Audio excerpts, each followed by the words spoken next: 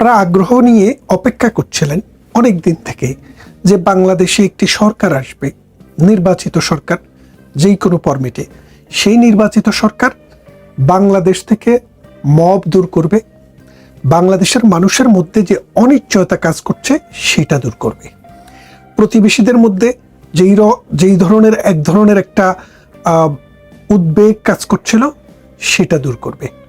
এবং আপনারা আশা করেছিলেন যে বাংলাদেশের স্থিতি এবং স্টেবিলিটি নিয়ে আসার জন্য যেই সব কাজকর্ম করা দরকার সেই সব এই নির্বাচিত সরকার করবে। এই নির্বাচিত সরকার 3 মাস হানিমুন পিরিয়ড শেষ, লক্ষণ কি সেরকম দেখা যাচ্ছে? আপনারা কি সন্তুষ্ট? আপনারা কি মনে করেন যেদিকে যাত্রা করা দরকার ছিল সেদিকে যাত্রা শুরু হয়েছে?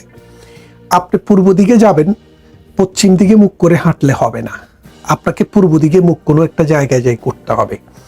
আপনি পশ্চিম দিকে যেতে হলে পশ্চিম দিকেই কিন্তু আপনাকে মুখ ফেরাতে হবে। তো বাংলাদেশকে stability, economical stability, social justice, জুডিশিয়ারিকে একটা জায়গায় নিয়ে আসা, মানুষের আস্থার জায়গায় নিয়ে আসা, পুলিশ প্রশাসনকে একটা আস্থার জায়গায় নিয়ে আসা, এটা খুবই ইম্পর্টেন্ট একটা কাজ ছিল। কিন্তু এখন দেখা যাচ্ছে সরকার দলীয় আনুগত্যের বাইরে কোনো পুলিশ অফিসারকে নিয়োগ দিচ্ছে না। সরকার কোনো সুষ্ঠু সমাজ ব্যবস্থার জন্য যা যা করা দরকার তার কোনো কিছুই করছে না। ঠিক এই রকম একটা অবস্থায় আমরা বলতেই পারি এই সরকার উল্টো রথে রওনা দিয়েছে। এর মূল কারণটা কি? এর মূল কারণ হচ্ছে আমাদের যে 3 পাশ থেকে ঘিরে আছে যে ভারত, মহাভারত, সেই মহাভারতের সাথে যদি ভালো সম্পর্ক না হয়, কাজ চালানো সম্পর্ক যদি না হয়, বন্ধুত্বপূর্ণ সম্পর্ক যদি না হয়, তাহলে বাংলাদেশে কোনো সরকার, সে বিএনপি সরকার হোক, সে আওয়ামী লীগের সরকার হোক, সেই তত্ত্বাবধায়ক সরকার হোক, সে আর্মি প্রশাসন হোক, যেই হোক, কোনোভাবেই এই বাংলাদেশকে সুষ্ঠু, সুন্দর এবং একটা সিভিলাইজড রাষ্ট্র হিসেবে পরিচালনা করা সম্ভব না। কেন সম্ভব না? এই জায়গায় আসার আগে আপনি একটু ইউরোপে আপনাদেরকে একটু ভ্রমণ করিয়ে নিন, মানে ইতিহাসের ভেতর দিয়ে দেখেন। ব্রিটেন, ইউনাইটেড কিংডম 1972 সালে ইউরোপিয়ান ইউনিয়নে জয়েন করে। তো 1972 সালে ইউরোপিয়ান ইউনিয়নে জয়েন করার পর 1972 সাল থেকে 2020 সাল পর্যন্ত ইউরোপিয়ান ইউনিয়নের একটি বড় অংশীদার দেশ হিসেবে, সবচাইতে গুরুত্বপূর্ণ এলাই হিসেবে এই ব্রিটেনের অবস্থান ছিল ইউরোপিয়ান ইউনিয়নে। 2016 সালে ডেভিড ক্যামেরন যখন দ্বিতীয়বার ক্ষমতায় আসেন, লেবার কনজারভেটিভ পার্টির নেতা, তিনি ঘোষণা দিলেন তিনি 2টি রেফারেন্ডাম করবেন। একটি রেফারেন্ডাম হবে ইউরোপিয়ান ইউনিয়ন সম্পর্কিত, অর্থাৎ ইউরোপিয়ান ইউনিয়নে থাকবে কি থাকবে না মানুষ, অর্থাৎ এটাকে ব্রেক্সিট হিসেবে বলা হয়েছে। 2016 সালের মে মাসে এই নির্বাচনটি অনুষ্ঠিত হয়। সেই নির্বাচনে 52% লোক ইউরোপিয়ান ইউনিয়ন থেকে বেরিয়ে আসার জন্য ভোট দেয়, অর্থাৎ ব্রেক্সিটের পক্ষে ভোট দেয়। ব্রেক্সিট মানে হচ্ছে ইউরোপিয়ান ইউনিয়ন থেকে ব্রিটেনের এক্সিট, এটাকেই বলে ব্রেক্সিট। ব্রিটেনের বি আর এক্সিট, ব্রেক্সিট। আরেকটি নির্বাচন হয়েছিল ওই সমকালীন সময়ে, সেটি হলো স্কটল্যান্ড ইউনাইটেড কিংডম, অর্থাৎ ব্রিটেনের অংশ থাকবে কিনা, ইউনাইটেড কিংডমের অংশ থাকবে কিনা, 16 বছর বয়সী যেসব শিশু আছে তাদেরকেও এই ভোটে অংশগ্রহণ করতে দেওয়া হয়েছিল। সেখানেও 48/52 এই মেজরিটিতে মানুষ ভোট দিয়েছে আমরা ব্রিটেনের সাথেই ভালো আছি, আমরা স্বাধীনতা চাই না। এই 2টি নির্বাচন হলো। তো এই 2টি নির্বাচনের মধ্যে যেটি ইউরোপিয়ান ইউনিয়ন সম্পর্কিত, এই নির্বাচনটি 2016 সালে হলেও এই নির্বাচনের মানে মানুষের ম্যান্ডেট অনুসারে ইউরোপিয়ান ইউনিয়ন থেকে বেরিয়ে আসতে আরো 4 বছর সময় লেগেছে। অর্থাৎ মূলত ইউরোপিয়ান ইউনিয়ন থেকে অফিসিয়ালি 2020 সালের 31শে December Britain, United Kingdom European Union থেকে বেরিয়ে আসে। তো এই বেরিয়ে আসতে গিয়ে যেই টান পোড়ন, যেই উত্তাল সমাজ। আপনি খেয়াল করে দেখেন 1972 সাল থেকে 2000 সাল এটা হলো 28 বছর, আর 2000 সাল থেকে 2020 সাল এটা হলো আরো 20 বছর। এই 28 বছরে আর 20 বছরে মিলে আপনি যদি হিসাব করেন 48 বছর, তাই তো? এই 48 বছর সময় ব্রিটেন ইউনাইটেড কিংডম ইউরোপিয়ান ইউনিয়নের অংশ ছিল। এর ফলে ইউরোপ থেকে পণ্য কিনতে পারত সহজে, আবার ইউরোপে সহজে বিক্রিও করতে পারত। তারা একটা সময় এসে ডানপন্থীদের উত্থান হওয়ার পর তারা চিন্তা করলো, ইউরোপিয়ান ইউনিয়ন কেন, আমরা পুরো পৃথিবী থেকে কিনে আনবো। এই করতে গিয়ে মানুষের মধ্যে যে প্রভাব পড়েছে, সমাজে অর্থনীতিতে যে প্রভাব পড়েছে, আপনারা জানেন ব্রিটেন ছিল পৃথিবীর প্রথম 5টা অর্থনীতির একটা অর্থনীতি। এখন ব্রিটেন কিন্তু 6 নম্বরেও নেই। এর কারণ কি? এই ইউরোপিয়ান ইউনিয়ন থেকে বেরিয়ে আসার পর ব্রিটেনের যে জিডিপি সেটা মাইনাসে চলে যায়। খেয়াল করে দেখেন, ইউরোপের এই অঞ্চল থেকে যখন চাল, ডাল, লবণ, চিনি, আটা, তারপরে পেঁয়াজ, রসুন, তারপরে আপনার গম, সবজি, মাছ, মাংস এগুলো কিনে আনতো, তখন কোনো ট্যারিফ ছিল না। অর্থাৎ এক দেশ থেকে আরেক দেশে আসতে কোনো ট্যারিফ ছিল না, নিজ দেশের মতো। যার কারণে এই ইউকের মানুষরা কম দামে প্রোডাক্ট কিনে খেতে পারত।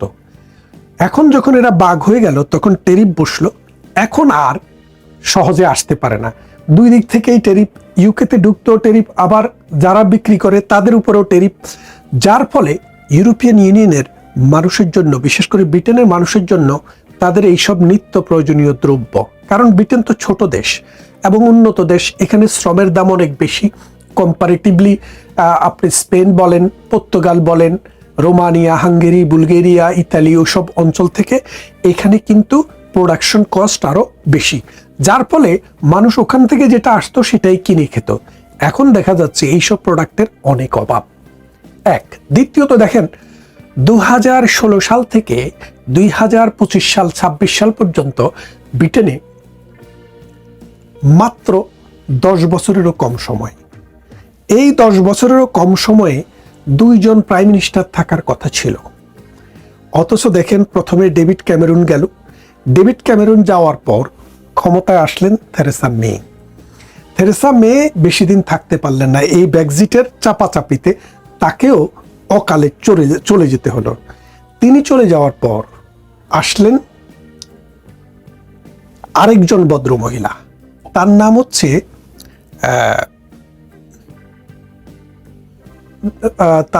হচ্ছে লিজ ট্রাস্ট।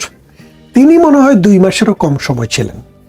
তিনি চলে যাওয়ার পরে আসলেন ইন্ডিয়ান বংশোদ্ভূত আমাদের কনজারভেটিভ প্রাইম মিনিস্টার, নামটা এই মুহূর্তে মনে পড়ছে না। তারপরে তিনি চলে যাওয়ার পরে আসলেন বরিস জনসন।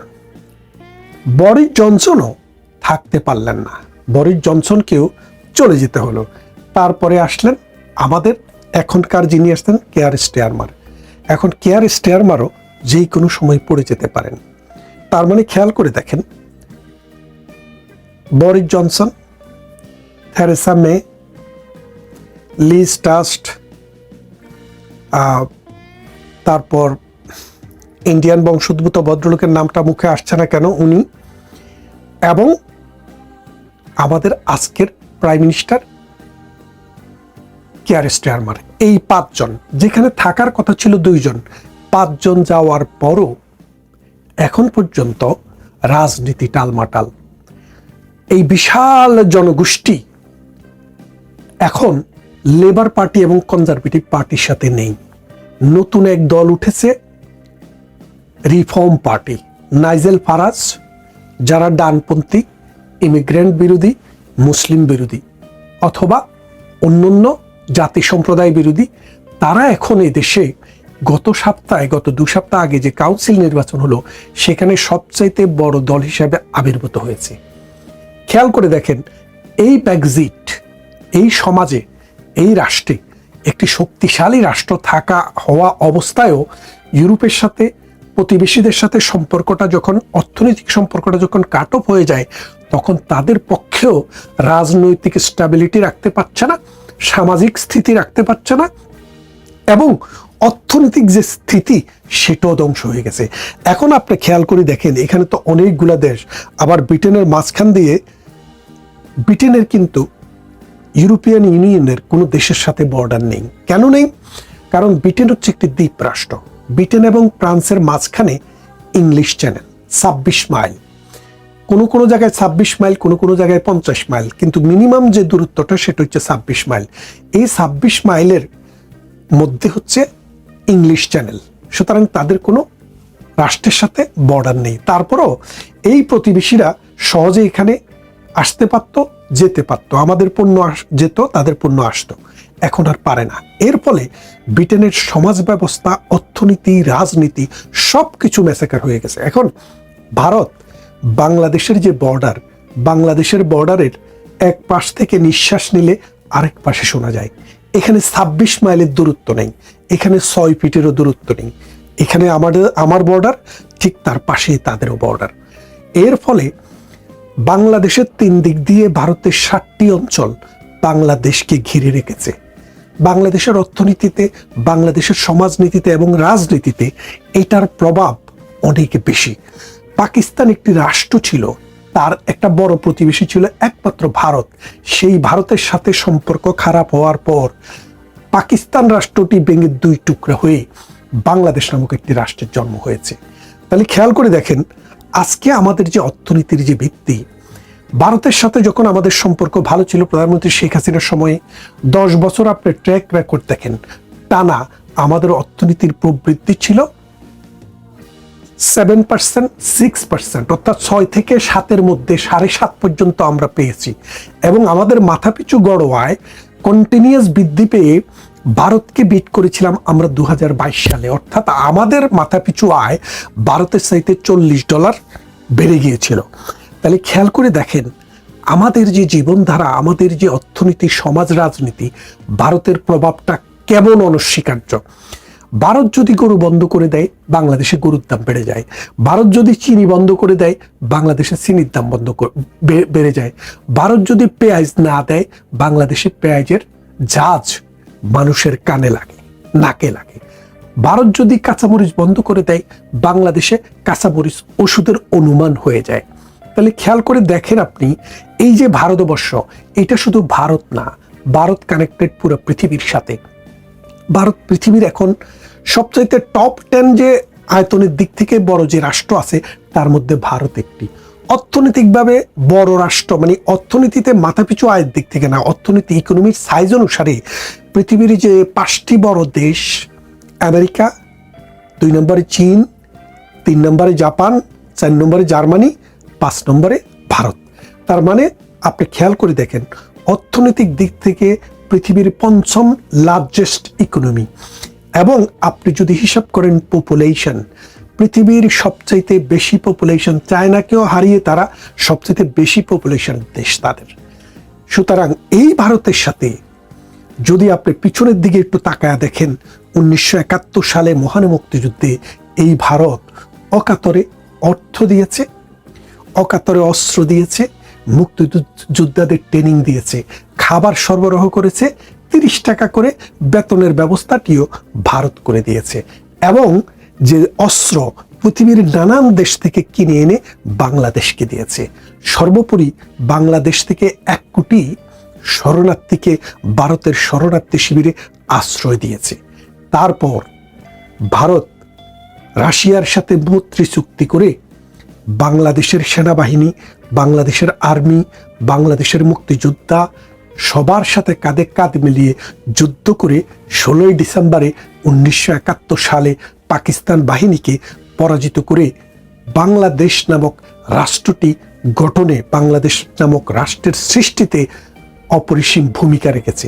সেই ভারতের সাথে যখন আপনি মুসলিম আর হিন্দু তুলে আপনি যখন ডিসক্রিমিনেশন করেন, আপনি যখন এন্টি ভারত স্লোগান দেন, আপনি যখন ভারতকে শত্রু বানান, তখন আপনার অর্থনীতি কি অবস্থায় আছে? 3.5%। তাহলে দেখেন, ভারতের সাথে যখন সম্পর্ক ভালো ছিল তখন আপনার জিডিপি ছিল 7%, আর ভারতের সাথে যখন সম্পর্ক খারাপ হয়েছে তখন আপনার অর্থনীতি 3.5%। এই 3.5%ও আরো নিচে নেমে যেতে পারে, বলা যায় না। কারণ পৃথিবীতে এই গ্লোবালাইজেশনের যুগে আপনি যদি আপনার প্রতিবেশীর কাছেই যদি পরবাসী হয়ে যান, তাহলে পরদেশ আরো অনেক দূরের রাষ্ট্র হয়ে যাবে। ভারতের সক্ষমতা অনেক রকম। পৃথিবীর বিভিন্ন রাষ্ট্র আছে যারা ভারতকে অখুশি করে বাংলাদেশের সাথে সম্পর্ক করতে চায় না। কেন চায় না? কারণ ভারতে 150 কোটি মানুষের বাজার, আর আপনার 20 কোটিরও কম মানুষের বাজার। তাহলে মানুষ কোন দিকে চাইবে সেটা আপনাকে বুঝতে হবে। বাংলাদেশের স্ট্র্যাটেজিক্যাল পার্টনার, বাংলাদেশের ঘনিষ্ঠতম বন্ধু, প্রতিবেশী এই ভারতের সাথে যদি তারেক জিয়া বলেন আর অমুক জিয়া বলেন সম্পর্ক ভালো না করতে পারে, তাহলে এই সরকার টিকবে না, এই দেশে সাস্টেইনেবল ডেভেলপমেন্ট হবে না। হানাহানি হবে, মারামারি হবে, বিশৃঙ্খলা হবে, সমাজ ভেঙে পড়বে, অর্থনীতি ধূলিসাৎ হয়ে যাবে, কিন্তু রাষ্ট্রের সাস্টেইনেবল ডেভেলপমেন্টের কোনো লক্ষণে আমরা দেখতে পাবো না। তাই আমাদের প্রয়োজন, আমরা আমাদের দেশের স্বাধীনতা সার্বভৌমত্বের প্রতি যতটা শ্রদ্ধাশীল, সেটাকে বজায় রেখে প্রতিবেশীদের সাথে ভালো সম্পর্ক করতে হবে। এবং আরো একটি জিনিস আমি আগের ভিডিওতেও বলেছি যে বাংলাদেশের 54টি নদী, এই 54টি কিন্তু ভারতের বিভিন্ন অঞ্চল দিয়ে বাংলাদেশে প্রবেশ করেছে। সুতরাং এই নদীমাতৃক দেশের আমাদের নদী হচ্ছে বাংলাদেশের মা, আর এই নদীগুলার মা হচ্ছে ভারত। সুতরাং এই কথাটিও মাথায় রাখতে হবে। দিন যত যাচ্ছে মিঠা পানির ব্যবহার তত বহুমাত্রিকতা পাচ্ছে, ভারতের অর্থনৈতিক সামর্থ্য বাড়তেছে, যার কারণে এই নদীর পানিগুলোকে তারা তাদের অন্যান্য অঞ্চলে প্রবাহিত করা, বিদ্যুৎ উৎপাদন করা বা অন্যান্য কাজে লাগানোর জন্য সামর্থ্য অর্জন করছে। বাংলাদেশ যদি এখন বন্ধুত্ব সুলভ আচরণ না করে, ভারতের সাথে ভালো সম্পর্ক না করে, বাবা আমেরিকা কিচ্ছু করতে পারবে না। আমেরিকা পৃথিবীর যেখানে গেছে সেই দেশ ধ্বংস হয়েছে। আপনি খেয়াল করে দেখেন, আফগানিস্তানে গেছে, মাটির সাথে মিশে গেছে। ইরাকে গেছে, 40 বছর পিছনে চলে গেছে। সিরিয়াতে গেছে, জাহান্নাম হয়ে গেছে। গেছে কোথায়? লিবিয়াতে। যেই দেশের মানুষ ধনী ছিল তারা এখন ভিক্ষা করে খায়। ভিয়েতনামকে জ্বালাইয়া পোড়াইয়া সারখার করে দিয়েছে। সুতরাং আমেরিকা যে দেশের বন্ধু, সেই দেশের আর কোনো শত্রুর দরকার নাই। এক আমেরিকাই আপনার সমাজ, অর্থনীতি, রাজনীতি এবং রাষ্ট্রকে ধ্বংস করে দেওয়ার জন্য যথেষ্ট। পল্লবীতে ঘটে যাওয়া ছোট্ট বন্ধু রামিসার উপর যে বর্বরতম ঘটনা ঘটেছে, ইতিহাসের নিষ্ঠুরতম ঘটনা ঘটেছে, সেই ঘটনা নিয়েই সারা বাংলাদেশে ব্যাপক আলোচনা সমালোচনা হচ্ছে। সেই বর্বর, সেই নিষ্ঠুর, সেই অমানুষ ছেলেটির নাম হচ্ছে সোহেল রানা। কলঙ্কিত একজন মানুষ সোহেল রানা, নিষ্ঠুর বর্বরতম পাষণ্ড একজন মানুষ সোহেল রানা। তার সম্পর্কে ঘৃণা প্রকাশ করার আর ভাষা কারো নেই, আমারও নেই। কিন্তু আমি বলতে চাই, আমরা কি হারিয়েছি? শিশু রামিসাকে হারিয়েছি, শুধু তাই নয়, তার বাবার কলিজাকে হারিয়েছেন। আমরা হারিয়েছি ছোট্ট বন্ধু রামিসাকে। রামিসার মা তার কলিজার ধন, বুকের ধনকে হারিয়েছে। সেটি আমরা দেখছি। আমরা দেশের মানুষ, বাংলাদেশের মানুষ যারা দেশের বাইরে আছে, তারাও চিৎকার করছে, এটা কি হচ্ছে, কি হচ্ছে এগুলো? দেশের মানুষ, পুরুষ সমাজ, ছেলেরা, ইয়াং জেনারেশন এরকম কেন? এই ছেলে বিয়ে করেছে, তার বউ আছে, তার বউ নাকি সহযোগিতা করেছে। আমি সেই দিকে যাব না, আমি সেই বর্বর ঘটনার বর্ণনা করতে চাই না। আমি ছোট্ট বন্ধু রামিসা সম্পর্কে দুই একটি কথা বলতে চাই। রামিসার যে ছবি দেখেছি, আপনারাও দেখেছেন, সোশ্যাল মিডিয়ায় আছে ছবিটি। আমরা এই ছবিটি কম ব্যবহার করব, কিন্তু তারপরও দেখে ফেলেছি। রামিসার চোখের দিকে তাকাবেন, রামিসার চোখে স্বপ্ন ছিল। রামিসার বাবার সাথে নাকি, রামিসার বাবা বলল 500-র উপরে ছবি আছে, স্টিল পিকচার। সেই বাবা এই ছবিগুলো কিভাবে দেখবে? একটা ছবি ভাইরাল হয়েছে, সেটি আমরা দেখেছি। রামিসার সাজসজ্জা আমরা দেখেছি, রামিসার চোখ আমরা দেখেছি, রামিসার মুখ আমরা দেখেছি, স্বপ্নে ভরা একটা মেয়ে। এই মেয়ে যদি বড় হতো, বাংলাদেশের ভবিষ্যতের জন্য, বাংলাদেশের সম্পদ হতো, বাংলাদেশের জন্য অনেক কাজ করতে পারত। অনেক স্বপ্ন তার মধ্যে ছিল।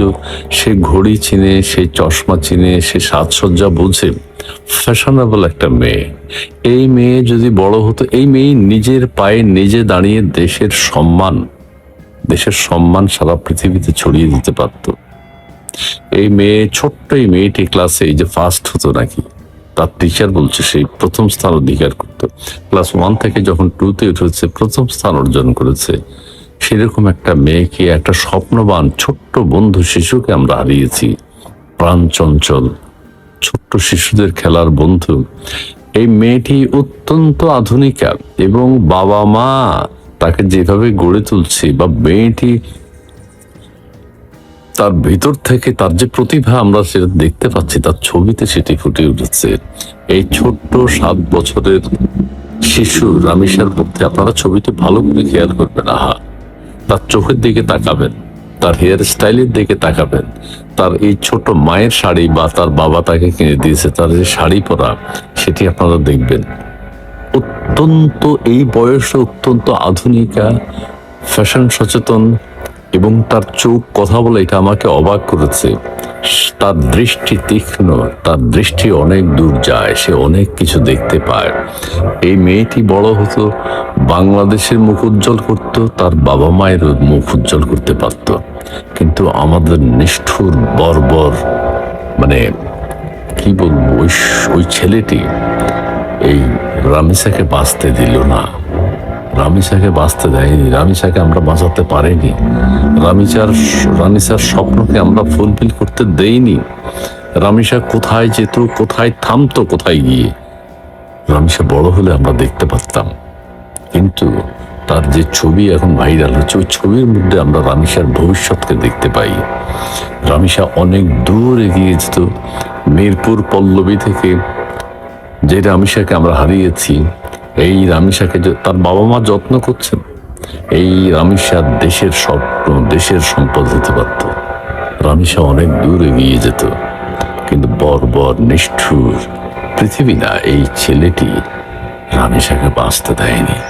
তাকে নৃশংসভাবে হত্যা করেছে, তার উপর অত্যাচার করেছে, তার দেহ থেকে মাথা আলাদা করে ফেলেছে, তার শরীর ক্ষত বিক্ষত করেছে, তার শরীরের এক অংশ মাথাটা বাথরুমে ঢুকিয়ে ফেলেছে, তার বডিটা খাটের নিচে ঢুকিয়ে ফেলেছে। কি নিষ্ঠুর অত্যাচার তার উপর চলেছে। রামিসা বড় হতে পারেনি, রামিসার স্বপ্ন বাংলাদেশের মানুষ দেখতে পায়নি। রামিসাকে হারিয়ে আমি মনে করি বাংলাদেশের মানুষ আমরা বঞ্চিত হয়েছি। রামিসা যায়নি, রামিসা বেঁচে আছে। রামিসাকে জোর করে পৃথিবী থেকে তাকে সরিয়ে দেওয়া হয়েছে। রামিসা বাংলাদেশের অ্যাসেট হতে পারত। রামিসা বাংলাদেশের নারীদের স্বপ্নের মানুষ হতে পারত। নারীসা বাংলাদেশের সবার স্বপ্নের 18 কোটি মানুষের স্বপ্নের প্রতীক হতে পারত। এই রামিসা যেভাবে বেড়ে উঠছিল, রামিসার যে কথাবার্তা, তার বাবা কিছু বলেছে, তার জন্য ঘড়ি চায়, সে লিচু খেতে চায়, সে যাই চায় তার বাবা তাই দিয়েছে সামর্থ্য অনুযায়ী, বরং সামর্থ্যের চেয়ে বেশি করেছে। এই কষ্টের মধ্যেও তার বাবা বলছে, রামিসাকে আমি কষ্ট বুঝতে দেইনি। রামিসা, আপনারা দেখবেন ক্লাসে, স্কুলে নিশ্চয়ই সবার সহপাঠী ছিল, যে ভালো বন্ধু ছিল সবার, প্রত্যেকের অমায়িক রামিসা। সেই রামিসাকে হারিয়েছি আমরা। আমাদের এর আগের যে বিচারগুলো, যেগুলোর প্রমাণ লাগে না, সেখানে উকিল, ব্যারিস্টার, মোক্তার কি, এই নিষ্ঠুর ছেলেটা সোহেল রানা তো স্বীকারোক্তি দিয়েছে, বোঝাই যায়, জানে সবাই। সো তার আবার বিচার কি? তাকে তো জনতার রায় তো হয়েই গেছে, তার পক্ষে একটা মানুষ নেই। উকিল তার পক্ষে কিভাবে কথা বলবে যে আমার মক্কেল হত্যা করেনি, আমার মক্কেল জানালা দিয়ে পালায়নি, আমার মক্কেল ওকে রেপ করেনি, আমার মক্কেল ওকে দ্বিখণ্ডিত করেনি? কিভাবে বলবে একজন লয়ার? একজন বিচারপতি কিভাবে এটা ডিলে করবে? এটা সিদ্ধান্ত তো চূড়ান্ত, জনতার সিদ্ধান্ত।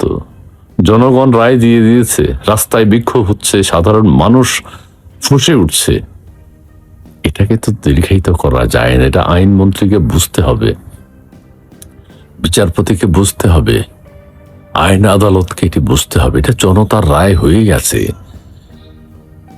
এর আগে আরেকটা মেয়ের উপর শ্বশুর শাশুড়ি বা কি তার বোনের শ্বশুর শাশুড়ি শ্বশুর জামাই মিলে নৃশংসতা বর্বরতা চালিয়েছে আমাদের অন্তর্বর্তীকালীন সরকারের সময়। তার বিচারও থেমে গেছে। আইন উপদেষ্টা কোথায় আসিফ নজরুল? আপনারা তো ইয়ের বিচারও করতে পারেননি, ওই সাংবাদিক দম্পতির বিচারও করতে পারেননি।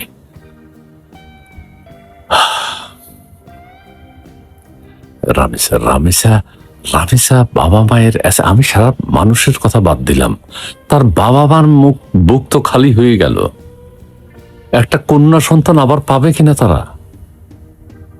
এত তিলে তিলে কষ্ট করে একটা মেয়েকে বড় করেছে, বড় হয়েছে, বড় হচ্ছে। রামিসা বাঁচার স্বপ্ন দেখছে, রামিসার বাবা স্বপ্ন দেখছেন, মা স্বপ্ন দেখছেন। সেই স্বপ্নকে হত্যা করেছে ওই নৃশংস বাটপার চিটার ওই সোহেল রানা। একই ভাষা, পাশাপাশি ভাষা।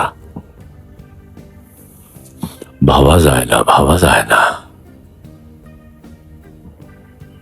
জি, সবাই ভালো থাকবেন। রামিসার আত্মা শান্তি পাবে। রামিসার আত্মা তো শান্তিতেই আছে। রামিসার আত্মা তো শান্তি পাবে। নিষ্পাপ, নিষ্কলঙ্ক ছোট্ট বন্ধু রামিসাকে আমরা বাঁচিয়ে রাখতে পারিনি।